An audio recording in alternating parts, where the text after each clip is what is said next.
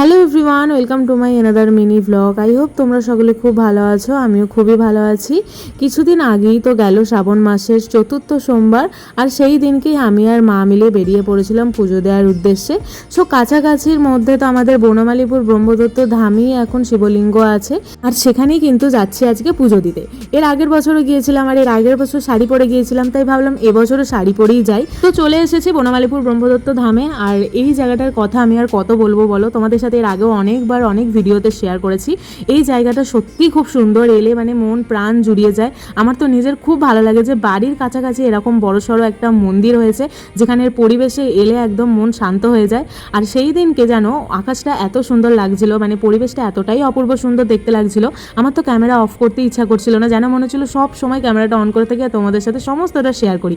সেই কারণে কিন্তু আমি আবার বড় ব্লগও একটা করেছি, সেখানে ফুল ডিটেলস ব্লগ কিন্তু অলরেডি আছে, আমি কিছুদিনের মধ্যে আপলোড করে দেবো। যাই হোক, মন্দিরে ঢুকে প্রথমেই তো আমরা যথারীতি ব্রহ্মা বিষ্ণু মহেশ্বর তিন ভগবানকে দর্শন করে নিচে চলে এসেছিলাম শিবলিঙ্গ যেখানে আছে সেখানে। আর মা এখানে বসে পড়েছে, বাড়ি থেকে যে পুজোর সরঞ্জামগুলো নিয়ে এসেছিল, মানে ফল ফুল গঙ্গা জল দুধ সমস্ত কিছু আর কি, এখানে মা ভালো করে সাজিয়ে নিচ্ছিল। আর এই চতুর্থ সোমবারে কিন্তু ভালো রকমের ভিড় হয়েছিল, এখানে অনেক সবাই এসেছিলেন জল ঢালার জন্য।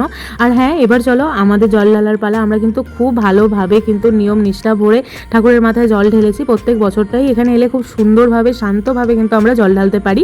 আর একটা ইনফরমেশন তোমাদের সাথে শেয়ার না করলেই না, আমার মা আর ভাই কিন্তু প্রত্যেক বছরই এই শ্রাবণ মাসটাকে খুব ভালোভাবে পালন করে, মানে নিরামিষ খায় পুরো শ্রাবণ মাসটা জুড়ে। আর অনেক কিছু যেগুলো নিয়মাবলী আছে সেইগুলো করে। আর এখানে দেখো, আমি কিন্তু ঠাকুরের প্রসাদী করা ফুলও পেয়েছিলাম, আসলে পুরোহিত মশাই আমাকে দিয়েছিলেন। সব পুজো কমপ্লিট করার পরে মা নিজে একমালা জপ করছিল, আর আমি এখানে ওপরে এসে কিছু ভিডিও ফটোর ফুটেজ নিচ্ছিলাম। আর কি নতুন করে দেখাবো বলো তো, এই জায়গাটা যত দেখাই ততই কম মনে হয়। তবে হ্যাঁ, আজকের ওয়েদারটা যেহেতু এতটাই সুন্দর ছিল, তাই অল্প করে একটু তোমাদের সাথে আবারও শেয়ার করলাম। তোমরা কারা কারা এই জায়গাটা এসেছো অবশ্যই কিন্তু কমেন্ট করে জানাতে ভুলো না। আর আমার এই ভিডিওটা যদি তোমাদের ভালো লেগে থাকে অবশ্যই একটা লাইক করো, আর কমেন্ট করে জানিও কেমন লাগলো। তো চলো, দেখা হচ্ছে আবার একটা নেক্সট ভিডিওতে। টাটা।